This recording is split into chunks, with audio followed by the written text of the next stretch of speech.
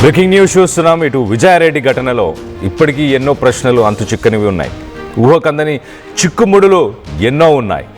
అన్న చిరంజీవి నోరు విప్పితే తప్ప వెలుగు చూడవు నిజాలు అంటూ ఇటు చర్చ నడుస్తుంది. అసలు ఆ రోజు రాత్రి ఏం జరిగింది? జనవరి 30 శుక్రవారం సాయంత్రం 7:30 ఇటు విజయారెడ్డి కాలేజ్ వెళ్ళి కొడుకుని తీసుకొచ్చింది. ఆ తర్వాత అతడు చదువుకుంటున్నాను. అదే సమయంలో ప్రిన్సిపల్ని పర్మిషన్ అడిగి ఆ కొడుకుని రమ్మంది. ఒక రిలేటివ్ చనిపోయాడు, ఆ రిలేటివ్ అంత్యక్రియలు అటెండ్ అవ్వాలి మనం అంటూ కొడుకుని తీసుకెళ్లే ప్రయత్నం చేసింది. ఆ ప్రిన్సిపల్ అప్పటికి రేపే ప్రిలిమ్స్ ఉన్నాయి మేడం, ఇవాళ తీసుకెళ్ళడం అవసరమా? పిల్లాడు డైవర్ట్ అయిపోతాడు, డిస్ట్రాక్ట్ అయిపోతాడు, కొంత డిస్టర్బ్ అయ్యే అవకాశం ఉంటుంది కదా అయినా అని చెప్పినా కూడా విజయారెడ్డి ఏమాత్రం వినలేదు. లేదండి, ఖచ్చితంగా మా అబ్బాయిని తీసుకెళ్ళాలి, నేను రేపు ఉదయాన్నే తీసుకొచ్చి మళ్ళీ దింపేస్తాను కాలేజ్లో అంటూ చెప్పుకొచ్చే ప్రయత్నం చేసింది. ఇటు విశాల్ రెడ్డి కొడుకు విశాల్ రెడ్డి కూడా, అమ్మ రేపు నాకు ఎగ్జామ్స్ ఉన్నాయి కదా, చదువుకోవాలి కదా, ప్రిలిమ్స్ ఉన్నాయి, ఇప్పుడు చాలా ఇంపార్టెంట్ కదా నాకు అని అంటే, వాళ్ళెవరో చనిపోతే నేను రావాలా, నువ్వు వెళ్తే సరిపోదా అంటూ ఇటు కొడుకు కూడా ప్రశ్నించాడు. అయినా కూడా ఇటు విశాల్ ఏం మాట్లాడకు, నువ్వు వచ్చేసే నాతో పాటు, నువ్వు రా అంటూ ఆ తల్లి విజయారెడ్డి ఇటు విశాల్ రెడ్డి కొడుకుని తీసుకెళ్ళిపోయింది. ఆ తర్వాత కూతురు దగ్గరికి చేరుకున్నారు ఇద్దరు కలిసి. కూతురు దగ్గరికి చేరుకున్న తర్వాత ఆ కూతురిని కూడా తీసుకొని హాస్టల్ నుంచి, అక్కడ హాస్టల్ వార్డెన్స్కి కూడా ఇదే రీజన్, సేమ్ రీజన్, మా రిలేటివ్ ఒకరు చనిపోయారు, అంత్యక్రియలకి మేము వెళ్ళాలి అంటూ కూతురిని కొడుకుని హాస్టల్లో ఉన్న ప్రిన్సిపల్స్కి కావచ్చు, హాస్టల్ వార్డెన్స్కి కావచ్చు ఇదే విషయం చెప్పి కూతుర్ని కూడా తీసుకొని చెర్లపల్లి రైల్వే స్టేషన్, డైరెక్ట్గా చెర్లపల్లి రైల్వే స్టేషన్, మధ్యలో వాళ్ళు ఎక్కడ ఆగింది లేదు, ఎవరిని కలిసింది లేదు, ఎక్కడ ఏమి తినింది కూడా లేదు. ఏంటమ్మా స్టేషన్ తీసుకొచ్చావు అని ఆ పిల్లలిద్దరూ అడుగుతున్నా విజయారెడ్డి జస్ట్ మౌనం పాటించింది. మీరు ఉండండి, మనం వెళ్తున్నాం ఒక చోటుకి అంటూ, రేపు ఎగ్జామ్స్ ఉంటే నువ్వేంటమ్మా మిడ్ నైట్ ఇక్కడికి తెచ్చావంటూ ఇటు పిల్లలు అడిగినా కూడా అమ్మ విజయారెడ్డి ఏమాత్రం దానిపై రెస్పాండ్ అవ్వకుండా మౌనంగా ఉంది. దాని తర్వాత అమ్మ ఆకలేస్తుంది, ఏదైనా తిందామా అన్నా కూడా లేదు, కొంచెంసేపు ఆగండి అంటూ, అందుకే స్టేషన్ చేరుకున్న తర్వాత మనం ఒక్కసారి చూస్తే కనుక విజువల్స్లో చేరుకున్న వెంటనే ఆకలేస్తుంది అని అంటే ఒక వాటర్ బాటిల్ మాత్రం కొన్నారు. ఆ వాటర్ బాటిల్ కొన్నారు. దాని తర్వాత 12 గంటల దాకా ఆ ప్లాట్ఫామ్ దాకా ఉన్నారు, ప్లాట్ఫామ్ మీద ఉన్నారు. 12 గంటలకు ఆ ప్లాట్ఫామ్ నుంచి ఆ రైల్వే ట్రాక్ మీదకి వెళ్ళిపోయారు.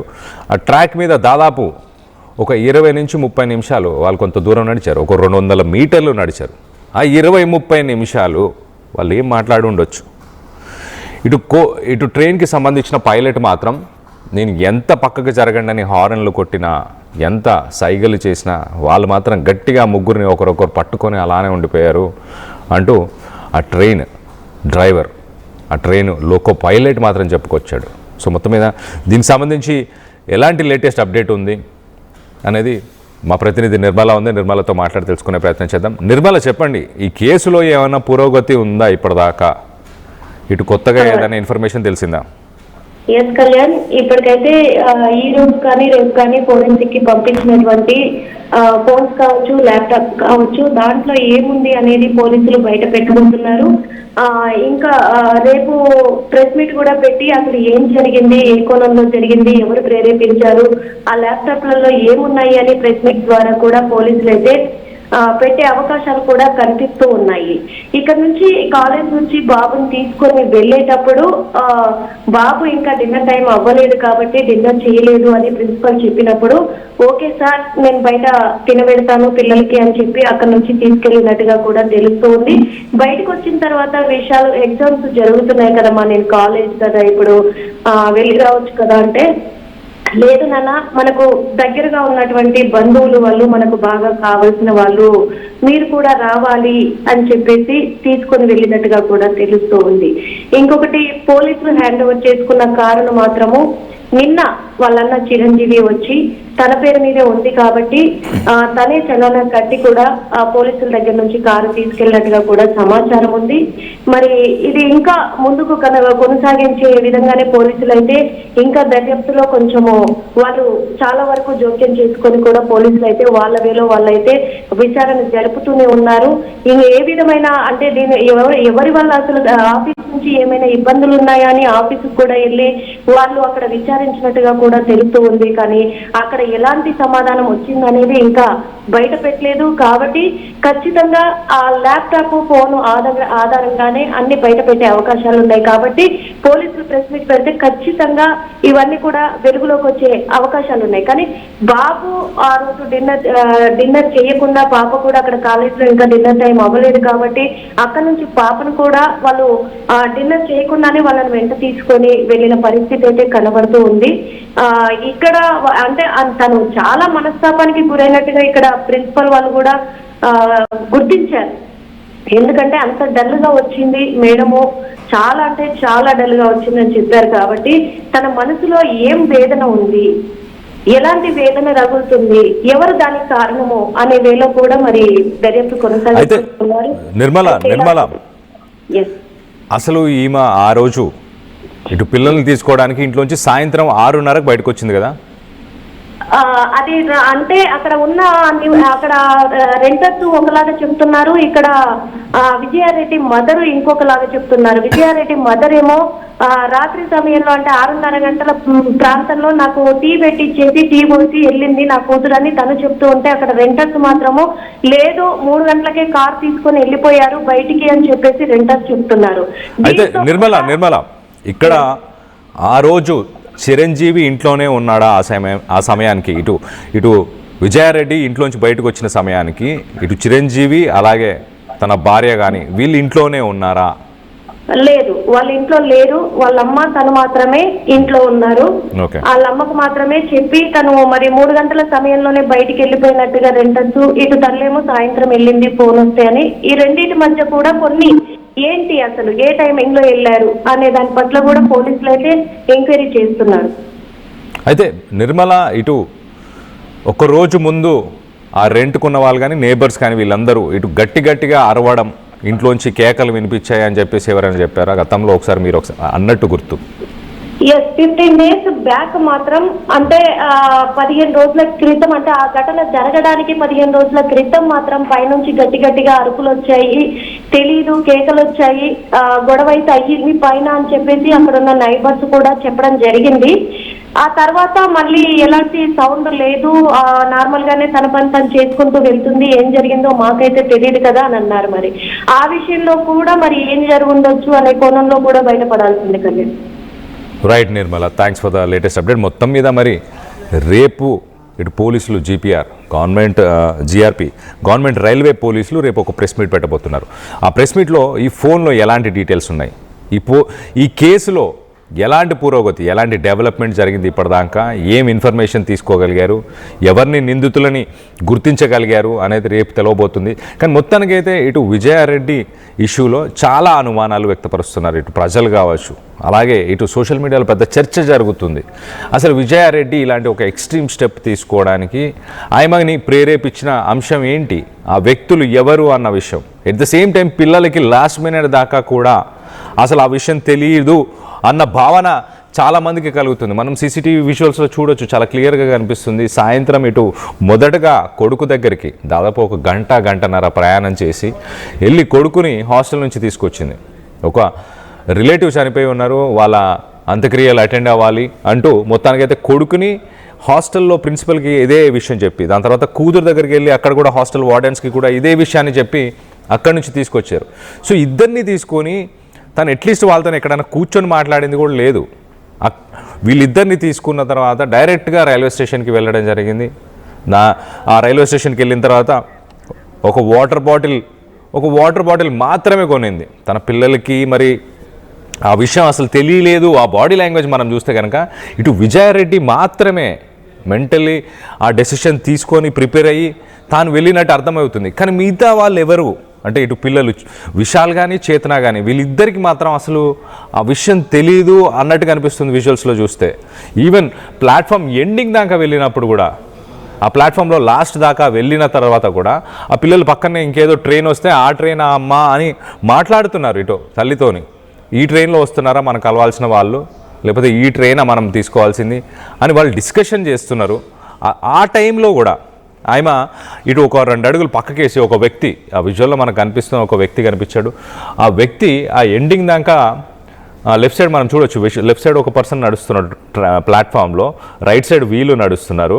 ఆ లెఫ్ట్ సైడ్ నడుస్తున్న వ్యక్తి ఆ ప్లాట్ఫామ్ ఎండింగ్ దాకా వెళ్ళి అతను ఏం చేస్తున్నాడు అసలు అటు ఏముంది అన్న ఉద్దేశంతో ఈమె ఒక 2 అడుగులు వేసి పిల్లలు అక్కడ ఉన్నా కూడా ఈమె కొంచెం పక్కకు వచ్చి ఫస్ట్ ఇలా తొంగి చూసి తర్వాత పిల్లల్ని మళ్ళీ అటు పిలవడం.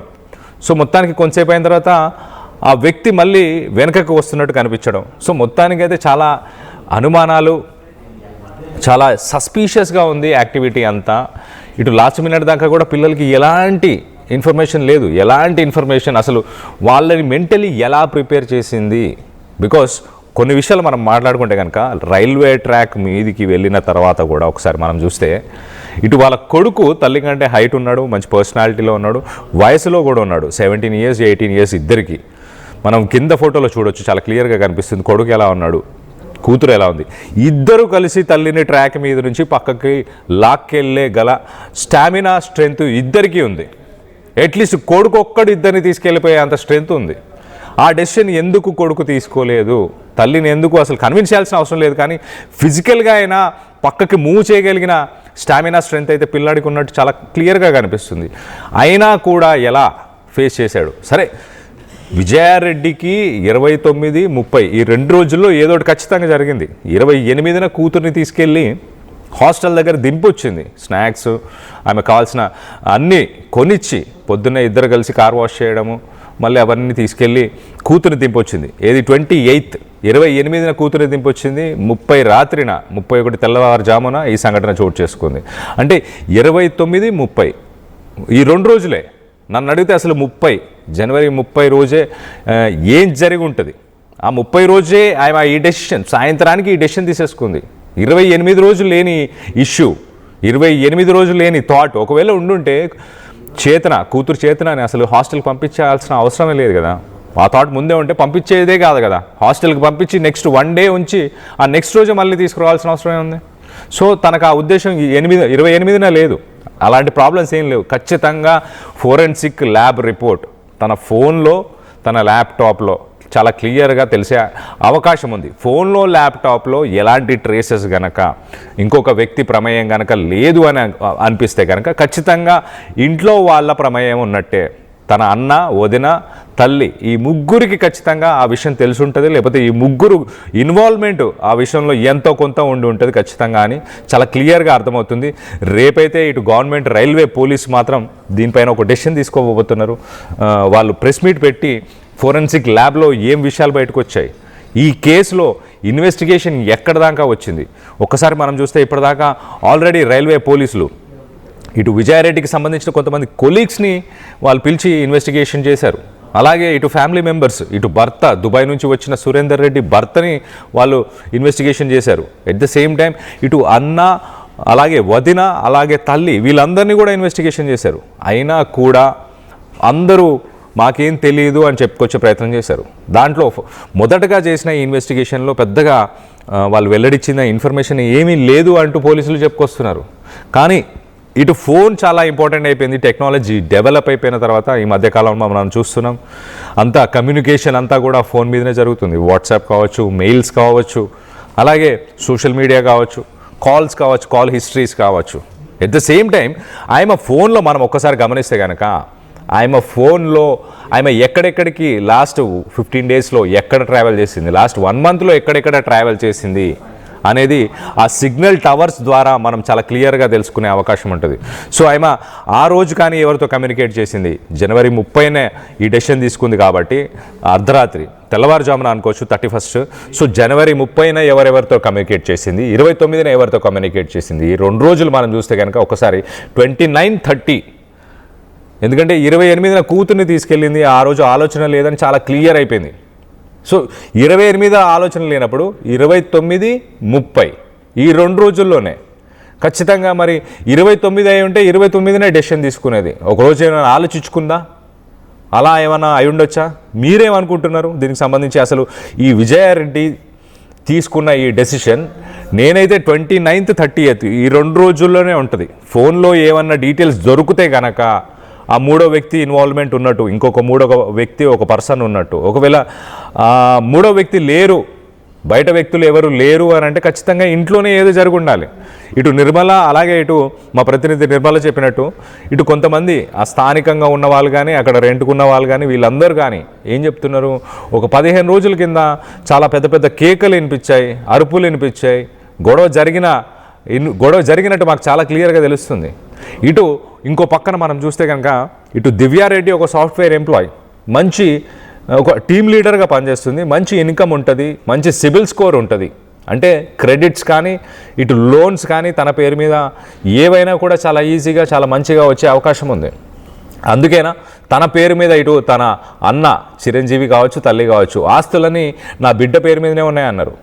వాళ్ళన్న ఏం చేస్తాడు, ఆక్యుపేషనల్గా ఏం చేస్తాడు, ఆయన ఉద్యోగం ఏంటి, ఆయన ఎలా డబ్బుల్ని సంపాదిస్తాడు? చాలామంది ఇప్పటిదాకా మాకు తెలిసిన ఇన్ఫర్మేషన్ అయితే రియల్ ఎస్టేట్లో ఉన్నాడని.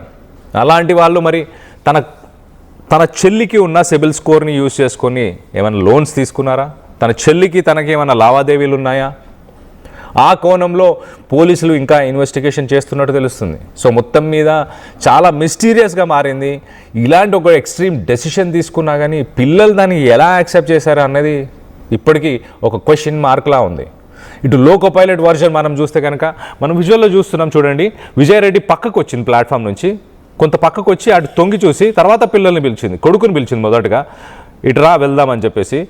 కొడుకు వచ్చాడు, కొడుకుతో పాటు ఒకసారి మనం విజువల్లో చూస్తున్నాం పక్కన రైల్వే ట్రాక్లో ఇంకో ట్రైన్ వెళ్తుంటే ఆ ట్రైన్ని చూస్తున్నారు, ఈ ట్రైనా అని.